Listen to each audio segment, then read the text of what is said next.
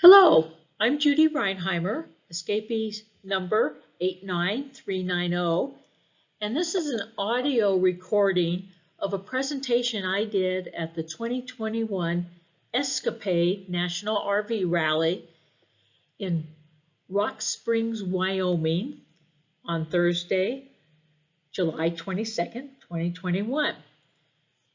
The name of the session was called, Do You Have a Plan? And how this came about is my husband, Luke, died 2 years ago, a little over 2 years ago, from having strokes. And this is a personal story, but at the same time, we had excellent communication prior to his even getting ill. And I told this story in Quartzsite, Arizona at Boomerville, just months after he had passed away. I started with a whiteboard and a clipboard. These were things I wanted to share. People had already known that I was a widow and that Luke had been with us the previous year at these rallies, but life had changed. And I shared in a discussion group some of the points that you're going to hear today. Gene Matthias, who's the director of Escapade, said, you have to share this with RVers at Escapade. And that's what I just did. And you'll see some of this material literally talked about in the next slides. Well, Luke and I were together for 50 years. We met in college. In the upper picture, we got married at the Carmichael Elks Lodge. Please note, that was the last time I think I wore a dress and you could see my knees. Luke's hair was a comb over at that stage, and he was always known for wearing his bucket hat, or in the picture below, we were travelers to Prague, Czechoslovakia, when I had an opportunity to teach in London before I retired. His career was with the Air Force, first as a, whatever the title was, an airman, whatever his 4 years. But he retired in Sacramento. He got out of the service in Sacramento. And we had military parking, campground parking privileges because he spent the rest of his career with civil service, the Department of Defense. My career was in education for the most part. I started with radio and television and then taught various communications, journalism, community. Yeah, sure, I can talk. I taught communications at a community college in Sacramento, and my career ended as a dean. We did have the one daughter you'll hear more about. We did enjoy traveling. We were not full-timers, but we also, as we aged, started having our own health issues.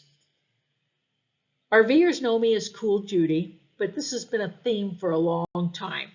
We lived in Cool, California, and Luke was Cool Hand Luke, and even our license plate and our email reflected our location. Yes, there really is a Cool, California. It's in the Gold Rush area east of Sacramento, about 30 miles, and just a small gated community that we lived in. On the 2-year anniversary of Luke's passing, I had an opportunity to read a poem called The Dash. It really made me think about this presentation. The dash is how you spent your life. On a tombstone, they put your birth date, they put your death date, but that dash represents what you did with your life. As RVers, you're doing a lot with your life, but how will you be memorialized? Do you want a final service? Something to think about. I urge you to go read the poem. You can look it up on the internet, The Dash. As RVers, we had numerous RVs, as you can see. There's actually 3 not on here. But that green carryall on the top, Luke bought that to tow his 21-foot travel trailer that he was living in while we were dating. We actually drove just the truck, or the carryall, across Canada to meet his family in Pennsylvania before I graduated. And then when we got married after I graduated, we settled into apartments and then homes. Down in the lower right corner, our only daughter came along and we tried tent camping. That lasted one night of changing diapers by flashlight. And like I say, we were extended timers. We both had our careers, but we always found an excuse to be out on the road. What's in your future? Where are you in this cycle of changing RVs and traveling? And where are you going to hang up the keys and under what circumstances? When I mentioned doing this plan to a friend, they said, "Oh, you're doing an exit plan." Well, after thinking about it, yes, there are a lot of common components. And I'm focusing today especially on communications between traveling partners, whether your spouses or partners, your family, and then making those decisions about downsizing your rigs, where you're going to live, and what are those legal and health decisions that happen or that need to happen as you age. Our plan started with a very simple question. What if I go first? What would be the job replacement description for my replacement? Luke immediately said navigator, and I said cleaner. He was Mr. Clean. But I was the techie. I organized all our trips. I was a bag lady. These are just samples of bags where I'd carry my books and my files. And Luke, as I said, was Mr. Clean. He's up more than I wanted on the roof with a power washer, keeping things polished. But we started talking, and we knew that we were going to have to start changing our what-if roles. Yes, we had pink jobs and blue jobs, but our friends, Sharon and now the late Don Del Rosario, used to do a workshop called No Pink or Blue Jobs. All jobs are purple. Well, are you with the traditional? The woman does the inside, the man does the outside. Here Luke is cleaning the headlights to keep them polished. But underlying our entire plan is years ago, we gave, quote, permission to live on. I want you to think about that. Yes, our bodies were already telling us we were slowing down. We were already getting medical care. And we knew that we were needing to sell the rolling condo. We knew we had advanced directives, but our lives were changing. We had also pre-decided that we both wanted cremation. And we had that big house that if one of us passed, we would have to move closer to our daughter, Robin. We were about 3 hours away initially. And then, again, permission to live on, keep RVing, and do other travel. We never made it to river cruises in Europe, although we had a chance to visit some Europe. We never made it to Australia. So we had future travel in our individual lives. Here's the 40-footer, the rolling condo. We had decided, oh, and this picture was taken in quartzite by a friend. It was beautiful, but it was too big. I could drive it, I could tow, but we knew we needed to downsize, so we did that in 2018. And we went to the dealer where we had bought 3 RVs, and we had already done our research, and they had this Dynamax Isata 3, 24 feet. We thought it was the perfect RV for us. Luke definitely wanted a Mercedes chassis, and we get there, he wanted burgundy. And so we get to the lot, and the burgundy one is sold. Yeah, he could order one, but it would take 4 months. Well, I fell in love with this sunset orange decor, and so we bought it off the lot. Unfortunately, we settled on the lot. It didn't have what we really wanted. We had to start talking again. It had a couch. We wanted lounge chairs. It had an overhead bunk. We wanted the entertainment center. First trip out? Nope. Let's special order what we really wanted. So yes, we got it. We got the lounge chairs, and I special ordered so I could get 2 drawers and electrical changes, but it took 4 months to get. But then it was time to move on. When I did this presentation in Quartzsite, technology and finances were very prominent in our discussions.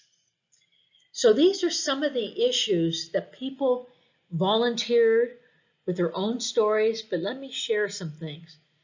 Do you know your partner's passwords? Do you know what questions and what answers he put in? Do you have a copy of the hints? Do you know about all your insurances? Who does your taxes? And this isn't just men versus women. Do you have this for your family? I keep a spreadsheet with all this information, all the logins, passwords, hints. Luke was very good about doing Quicken and had everything listed in the insurances.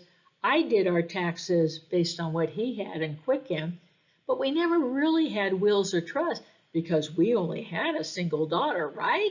Well, we found out that was wrong. Everything was going to be in her name, but there were more legal issues to be concerned about.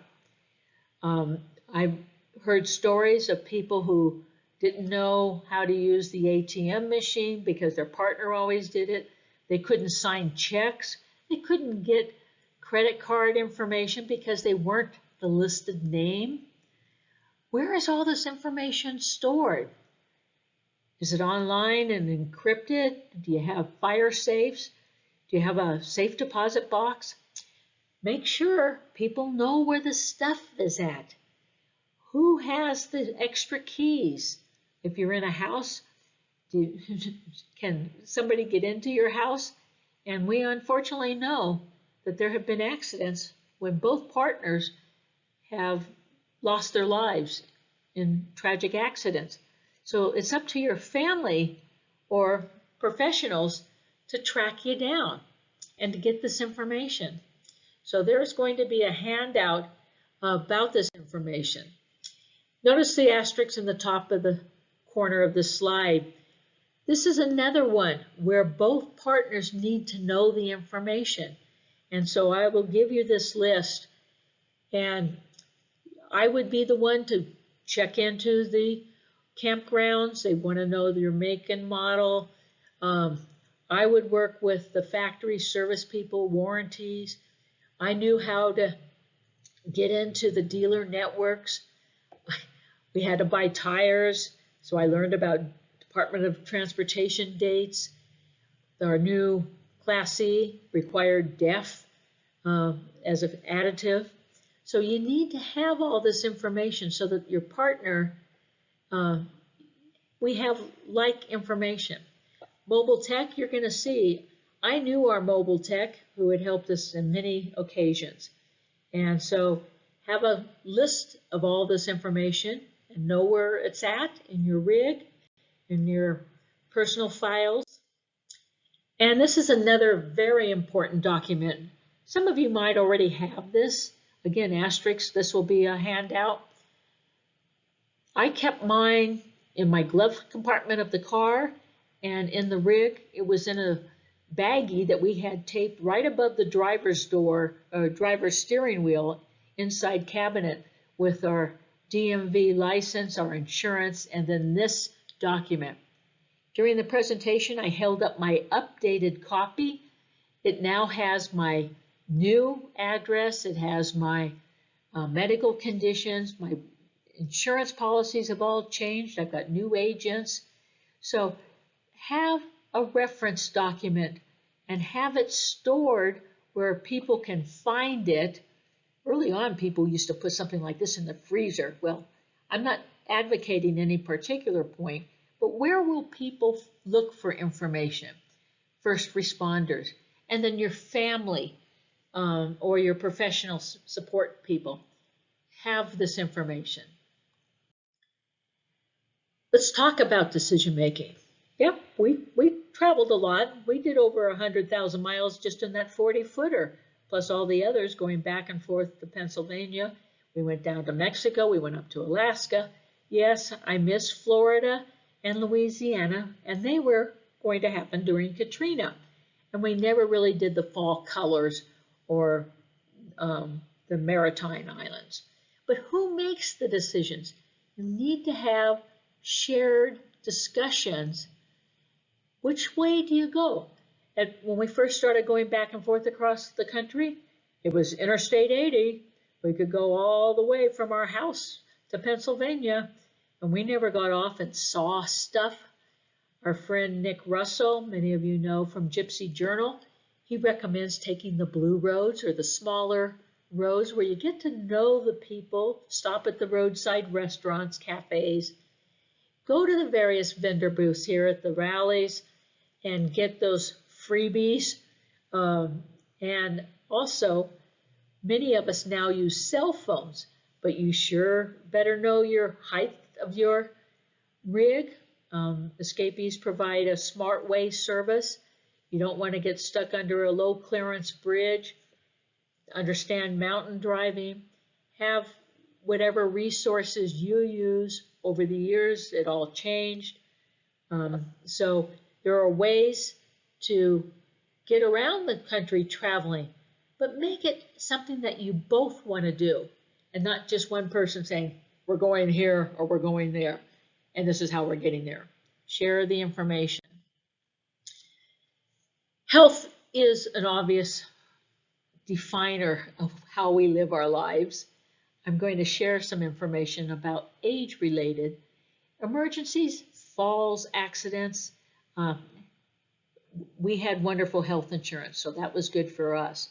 But what are the roles people had? Evacuation plans. I know companies like SkyMed presented at this rally. I found out our own healthcare, Kaiser, had its own helicopter service. I didn't have to have a neighborhood subscription service for a medical evacuation. And so each one of us will have our own circumstances, but they're things, again, you need to talk about and know about with each other. Let's talk about these age-related changes in our lives. Luke was starting to notice, as he said, I'm losing it. I can't remember stuff. So he mentioned that to his doctor, and his doctor said, well, let's do an evaluation. And it happened to be with a psychiatry department. And there was a team. He was interviewed, I was interviewed, we were interviewed together. He had to do the little tests where you, for example, draw a clock and they tell you a certain time and you put the hands of the clock on. And they were testing whether or not your mental thought process conveyed the instructions to your ability to do the task with your hands. Well, in his case, and we were worried, his father had had Alzheimer's. So in his case, the mild cognitive impairment was the diagnosis. Slight, but it was still enough noticeable. His hand and brain coordination were not working the way it should. And they notified the Department of Motor Vehicle and revoked his license. Well, and we were just getting ready to go out on our first trip in that little Class C, our extended trip. And so we stopped by the DMV and they found out that the notification hadn't made it to the DMV yet. So he, quote unquote, still had his license. But on our trip, he did try to drive, but he had some difficulty. And at one point, we actually had to pull off the road and get him off the road. And that was his last time of driving. And they also decided that he was at risk for falls. And we both had diabetes. We both had spinal issues. He had spinal stenosis. I had spinal arthritis. And aging, we both had back and joint pain. We attended classes. But I had fallen because of dogs pulling, or he had fallen just for lack of stability.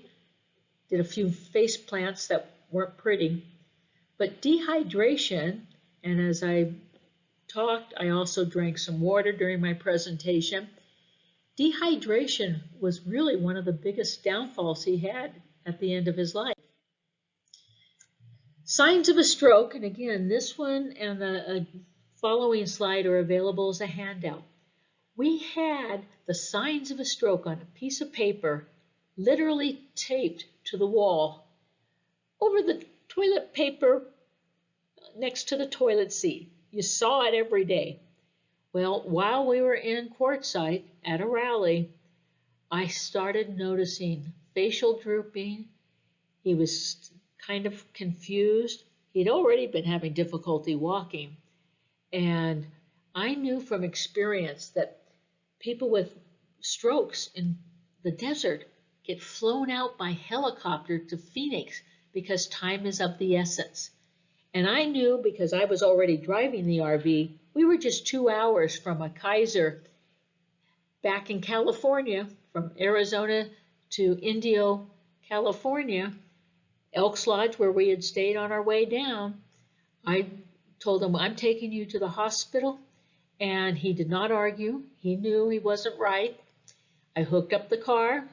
I notified everybody what was happening, and I pulled away, and in 2 hours we were back in California. I took him to the local emergency, and yes, he had had 2 strokes, and they decided that he needed to transfer to a hospital. But as I was researching this presentation, I discovered there's something called Bell's palsy, and this is on the same handout with the signs of a stroke. Be aware of similar but different symptoms. And so when you're talking to the professionals, they're going to ask you, did you have mouth dryness? Well, so they're asking you questions that are helping them diagnose what's going on. And like I said, I took him to the ER. They confirmed he had actually 2 strokes, and they said, you need to go to a stroke unit, which they had one in Palm Springs. They took him by ambulance, and that was on a Monday. And by Thursday, he was already walking with a walker. Physical therapists were already taking care of him. And you'll notice that this is called stroke number 1. As I got him home, and it took us a few weeks to get home, he had a few more smaller strokes, and I would drive him down in my car the 30 miles to our local Kaiser hospital. And then the doctor started educating me, and the social worker started educating me about palliative care. Again, this is when they call you seriously ill. They don't necessarily know the length of your remaining period of life, but there are different stages. They try to cure it, then they try to provide you support. Then there's a point where they say, yeah, you're probably appropriate for hospice care, which has its own definitions. And then as the remaining partner, at some point, life ends, and now you're dealing with bereavement. In March, again, his first stroke was in January. In March, he had a major stroke that literally paralyzed his left side. And he had to be taken by ambulance from our home because I wasn't going to try to lift him down flights of stairs. And they concluded that he should go into some sort of a skilled nursing facility. Now, I have to tell you, shopping for one of these facilities while he was still in the hospital is an eye-opener. You need to walk in, evaluate how the patients are being cared for. And unfortunately, I found facilities where patients were put in hallways in their wheelchair. There was an odor, a negative odor in the hallways. There wasn't much therapy going on. And that wasn't for us. I did find one not too far from our home, and it was called a skilled nursing facility, and they did have therapy. Unfortunately, the first night after he was delivered there by ambulance, I left visiting hours, and a few hours later I get a phone call. Well, they found him on the floor, and because he started Coumadin that particular trip, Coumadin means you might have internal bleeding if you fall. So they put him in an ambulance and sent him down the hill to our hospital, and I caught up with him. And unfortunately, there was no internal bleeding. But he had decided he was going to get out of bed and go home. Well, again, forgetting that he's paralyzed, he fell on the floor. And so after that point, they lowered his bed to the floor with a mat on either side of him. Here he's being cared for. Somebody's putting on his shoes because he's going to go for some therapy. But our dog had the privilege of being able to go inside the facility. Our dog, Miss Shade, was not a licensed or service animal, but they would let her in the hospital or in the skilled nursing home, open the door, and she'd prance right down to his room and jump up on his bed. And that made everybody really happy. But the time there was short. He ended up getting dehydrated, not responding, and he made a final trip to the hospital. Now I'm learning a new term, EOL. Well, excuse me, that means end of life. And again, this information is on a handout. You need to have your support family around you, knowing what you want to do. We had to update advanced directives because they have changed since the years we had done them. I'll talk about that in just a moment. Initially, we had diagnosis of strokes and anticipating future strokes, and the prognosis at this stage after this final trip to the hospital was not good. They were now talking about end of life.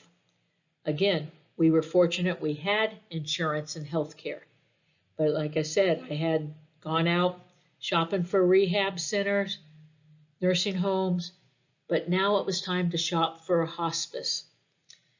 The hospital social worker provided me with a great resource. And you'll see this notification list later in the discussion. Because I had actually lost my parents when I was young, I was protected. I had never really attended or had to plan funerals. We were not very religious, but there needs to be support for the person remaining. Whatever works in your family and your personal beliefs, find a way to get support. I also mentioned a number of times social workers or hospital staff that became my personal support service in addition to my daughter who was right alongside of me. Matter of fact, it was my daughter and her husband who put me in touch after my husband was already in hospice. So I was now having to deal with lawyers, the financial aspects. I had always done our taxes, but after somebody passes, there's a whole new regime of forms and details to know about. I talked about DNRs, do not resuscitate forms. They have something that my doctor provided, or Luke's doctor provided us, and I had a copy of it during the presentation. Instead of just having do not resuscitate, we checked the box off, do not even attempt to resuscitate. You see the large arrow that says comfort focused treatment. That was agreed upon by all of us, Luke, my daughter, and the medical staff, that let's just keep him comfortable. He's not going to recover. So then he had seen his mom with feeding tubes, and he had already expressed no feeding tubes. So there was a new box to check off that said no artificial means of nutrition. And so that became our new legal medical treatment form, signed off by myself as his personal advisor, and also and again listed with the hospital and by the medical staff. They also put me in touch with a team for hospice, Green Valley Hospice. Each one of these positions had their own role in the next, I'll say, 8 weeks. The doctor, any decision making had to be signed off by a palliative certified physician. I never knew that term before. The case manager was my communications person back and forth. The clinical nurse was the one who would come and do the official vitals and provide physical services as needed, and I'll talk more about that in a moment. And the social worker was the one who supported me as we get towards this end of life and documents that I needed to be worried about. And the chaplain, again, we weren't religious, but he came, he and Luke developed a relationship. Luke could talk, and they both had been in the Air Force. They talked airplanes. They both had an interest in old cars. So he was a regular visitor to communicate, and we had other visitors that came. But where were they going to come? Well, I mentioned we had this large home and pool, and the referral agency woman said, if I had to pick a place to put my father, I would take you to this one, now I'm going to say it, licensed residential care facility, not a hospital, a residence, and it's only 1 mile to the hospital. She literally drove my daughter Robin and myself to go do a tour of the facility, and we were impressed immediately. It was called A1 Elder Care, and these are the types of services that this care home took care of. This is Simone, and she was feeding Luke. They had all their meals and things. Notice he's actually holding his drink in his right hand. It was his left side. They even had very cute bibs for the patients. But this home had 5 patients, residents if you want to call them. Each one had their own bedroom, and each one had their own lounge chair in the living room with a big screen TV, and they all had their individualized medical and nutritional programs. And Simone, her husband, and 2 adult sons were the caretakers. I could come visit after their morning cleanup, so I would be there by 10, and I would leave 2 or 3 in the afternoon as they then took care of them. I put some prices up there. Yes, I had Senior Advantage insurance and Medicare, but they were still out of the pocket funds. It was well worth it, because besides these services, these were additional services that they provided. And you'll notice the ambulance, or actually it's a van ambulance wheelchair transport service. Between the time Luke had his first ambulance ride in Indio to Palm Springs that very first night, he ended up with 15 different ambulance trips or transport trips for various doctor's appointments. The food services, again, because he was diabetic, everything was done appropriately.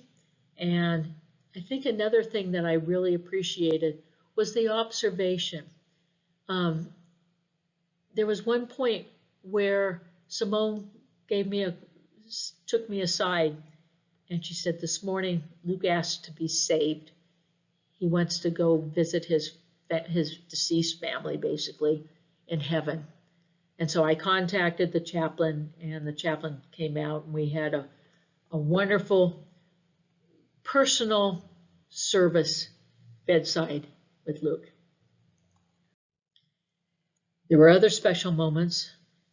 You saw the picture of the dog earlier. This is Miss Shade. Simone was allergic to dogs, and she wasn't allowed to come visit in the house. But one day we set up outside. They had a back patio where they would let them in, go out in their wheelchair to get some sunshine and outside air. Well, the dog came and immediately jumped up and gave him a smooch. It was a obviously special moment. And we used that day to take Luke on a car trip. He really wanted to go look at RVs with lifts, but this time it was just to drive around, and you notice the dog is waiting for him in the car. But they had to help me get him in and out of the car, because again, I would not have been able to do this by myself. I didn't know you could graduate from hospice. He was doing physical therapy, and he wanted to walk again. That's what he kept saying. He said, I walked when I had the first stroke. And so I bought this little bicycle apparatus. You could use it on your lap and strengthen your arms. I would put his paralyzed hand in the stirrup, and he would twist. And we could also put it down on the floor and put his feet into it to help exercise the motion. This is a little 6-second loop. When I showed it to the hospice folks, they said, he's motivated. They took him off. He, quote, graduated from hospice. But we also knew he needed special care. So now they could send in through Medicare, the hospital, or the occupational and physical therapy people. But Medicare had certain timelines. And unfortunately, he was not able to meet a timeline, for example, that he could turn himself over by himself. His paralysis did not allow that. He had to go back in to hospice care.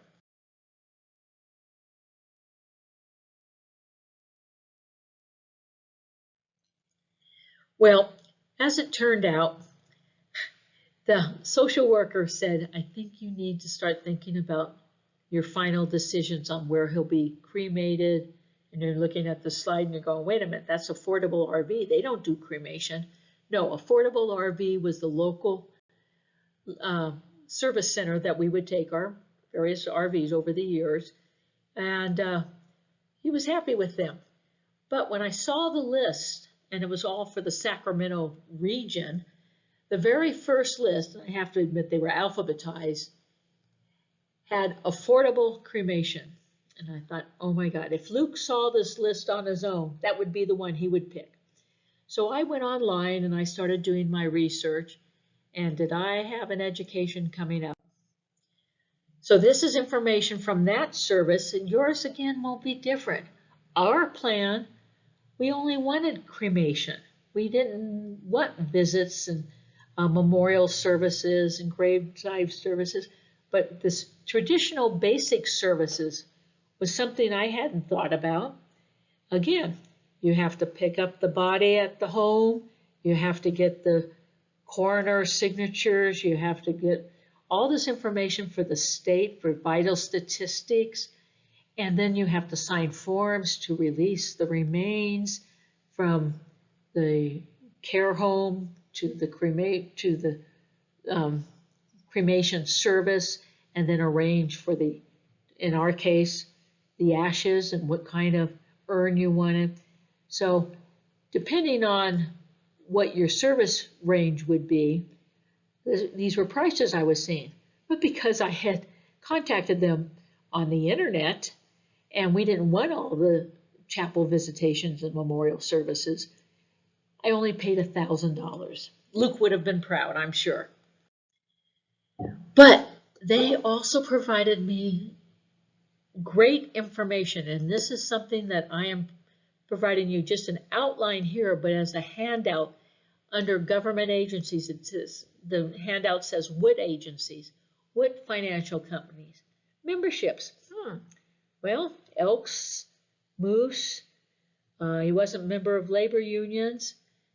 So I actually had to notify his Elks Lodge in Auburn, California, and now I have a widow's card, but that widow's card wasn't going to allow me to travel and stay in elk campgrounds. I ended up getting my own membership in the Elks and the Moose. But this list, this handout you'll get, is very detailed. The other thing I never thought about, you have to have so many certified copies of a death certificate. Well, it takes weeks to get from the vital statistics information to get your county coroner to sign off after the medical people sign off. Then it has to get an official seal attached to it. And there are certain agencies, I'll say Social Security, for example, where you have to have a certified copy, and they won't accept photocopies. So in my case, after we went through these lists, I needed 4 certified copies, and the rest could be photocopies. But I kept certified copies for myself, just in case someone down the road needed it. I want you to meet Luke. He always wore his bucket hat, and those are his ashes in his urn. This is inside my walk-in closet where I go in every day. I say hello to him. Unfortunately, I couldn't find his escapee name tag, but these were things that were important to him. A picture with his brother, his grandparents, family, and a stack of memorial cards that came. He didn't want a service, but when people found out he had passed, I certainly received a number of cards. And so that's Cool Hand Luke. So yes, there is life after Luke. I tagged myself a widow warrior, and there are plenty of widow warriors out there. We're living our life. Now my plan, again, my permission to live on. Yes, I'm listening to my body, and we already had downsized to a Class C. I had updated my advance directives with my legal source. Now I was down to having to sell the big house and cool and think about RVing some more in future travel. I eat healthy now. So when I retired in 2004, I was up there. So I've lost 50 pounds, and it wasn't anything that I was strict dieting. I started out plant-based, and more recently I actually started losing weight again when the pandemic started. And my goal, and my doctor knows my goal, I want to reduce my medications. When Luke was in hospice, my diabetic A1C number, and for those that have diabetes, you can understand these numbers, I was an 8.0, and now I'm a 6.1, and my doctor is extremely happy because I've been able to reduce all my, well, I'm down to one cholesterol tablet more related to my diabetes. I've reduced my thyroid medication, and I'm totally off blood pressure medication. I focus on staying calm, and you'll see some essential oils every day. I start my day by doing my blood pressure. I take my blood sugar. I take my body temperature. I am on insulin, but it's all based on what my numbers are for the day. And I use a variety of oils and supplements. Not just a variety, I use a ton of them, but they're helping me. I've been working on the physical part of my body. When Luke was in hospice, I was going to a chiropractor 3 times a week. I was so out of shape. And now I go just every 2 weeks, but that's just a contract that's ending. I still golf. I was golfing before, but now I golf twice a week. I count my steps, and I take an assortment of supplements. And in this picture, the one I focused on in the presentation was bone nutrient. I had been, at a certain age, women start taking bone density tests, and I was diagnosed pre-osteoporosis and told to take additional vitamin C and other supplements. And then my daughter introduced me to this product. It is made by doTERRA. And I started this, and 2 years later came time for my next routine bone density. And my doctor says, I don't know what you're doing, but keep doing it, because I had no signs of osteoporosis. And so I still take bone nutrient twice a day. And calming oils, there's a whole array of vitamins and supplements that I'm using that make me feel like I'm taking care of my body. Then it came time to sell the house. Now, yeah, I mentioned it was a big house. It was 2,200 square feet, but we lived on 3/4 of an acre on top of a wonderful hill with a 360-degree view. You see those upper windows there above the front porch. That's the kitchen, dinette area, and where the car is parked, we actually put in some hookups, not full hookups, 50 amp power. So when we were getting ready to go on a trip, we'd bring the RV up from a storage lot and park it there.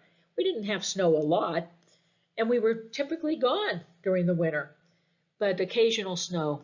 And it was also an area known for potential wildland fires, which you may have heard about in California. So we had a system in our community where I had to do I was actually a fire inspector to keep the house cleared And when it came time to sell, my next door neighbor, who was actually one of my former students, was a new realtor, and I was actually his first customer. So he sold my house after I decided I was moving, because in the other picture, I realized Luke dies on Thursday, May 16th. Saturday, May 18th is my birthday. And so my daughter says, well, it's a good thing he didn't die on your birthday. And because I had been looking at one-story homes near where I used to work at the college, she says, how about if we come up and look at what you're looking at? And she says, Mom, you can move closer to me and be in Brentwood. I have friends who live on a golf course, or their parents live on a golf course. You can live there. Well, so the following week, just 7 days later, I'm looking at houses. They had signed me up to look at 10 different houses. This happened to be the very first house I saw that day. It wasn't number one on my list, but I fell in love with it. And they said, oh, there's a bidding war on the house. And they said, offer 10,000 more. And so on Tuesday, when the bidding was closing, at noon I put in my bid, and at 6 o'clock that night, I owned a house. This is the backyard view. This is my little special scenery overlooking the golf course with a fenced backyard and grass. And the sign is in my kitchen. New home, new beginning, new memories. Living on in the future. Well, we said keep on RVing. So at Christmas, I brought the RV up from storage, parked my Honda CRV, hooked it all up, and took off. Spent Christmas with my daughter in front of her house.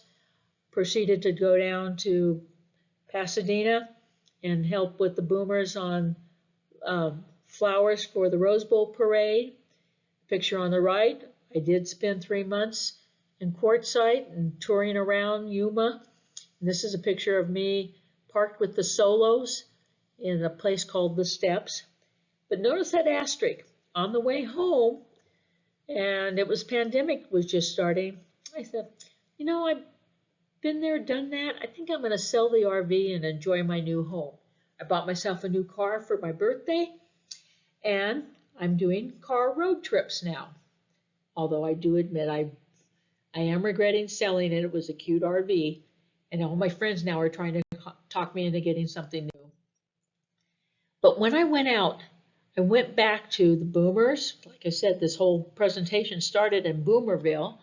Then I went across town to the geocaching rally, and that's the rally we were at when Luke had his stroke. Well, they made my typical parking spot was there, and they a friend put out a special cache, which is a hidden package, if you will, under some bushes, and they named it Remembering Cool Hand Luke. And in geocaching terms, I was allowed to be the first to find it. So anytime somebody's geocaching out in the desert and they put in for this GC geocaching number, it will take them to where this cache is hidden. And they sign the log, and when they record it online, I get a message. So I know a lot of people have been remembering Cool Hand Luke.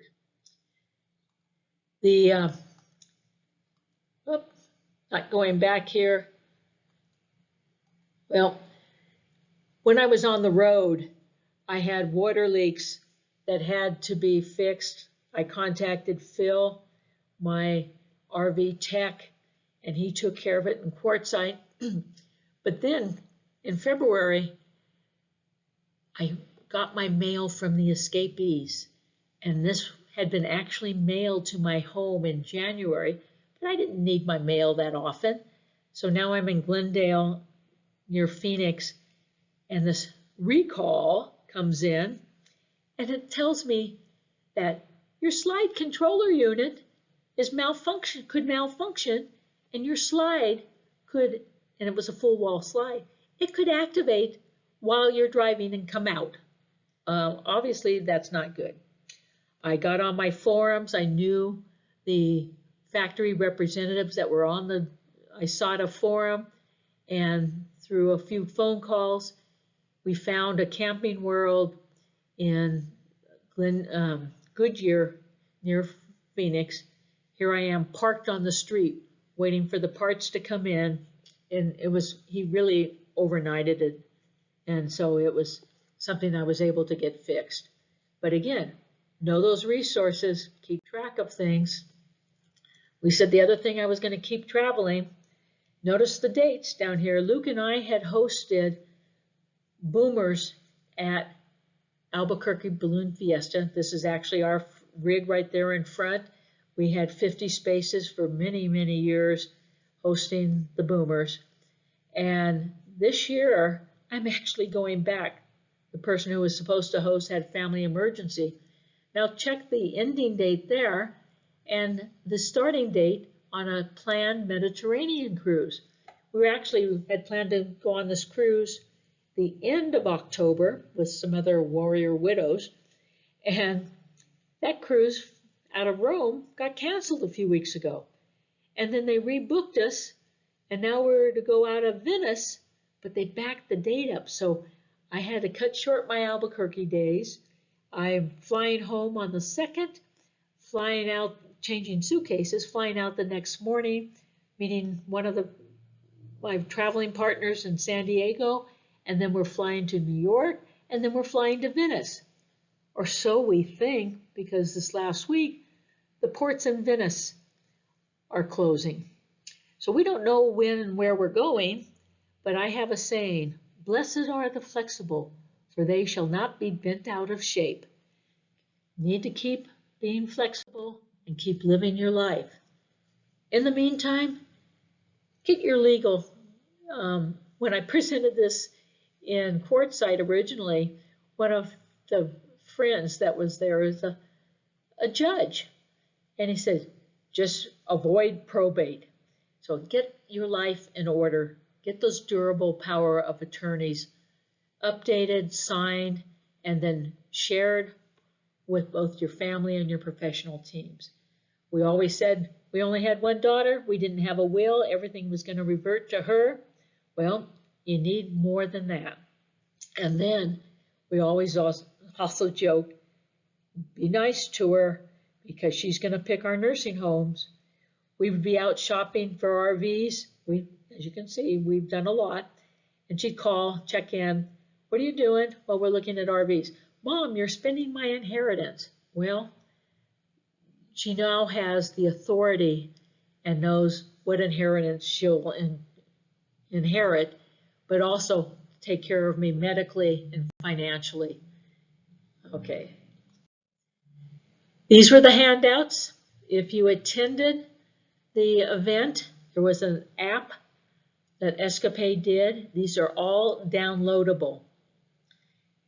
If you did not attend and you're reading or viewing this online, send me an email to this email address and I will send back the documents as attachments. They're all done in word processing. I hope by viewing this, or if you attended, that you now are starting to have your own talks. What are the ifs in your lives? Thank you.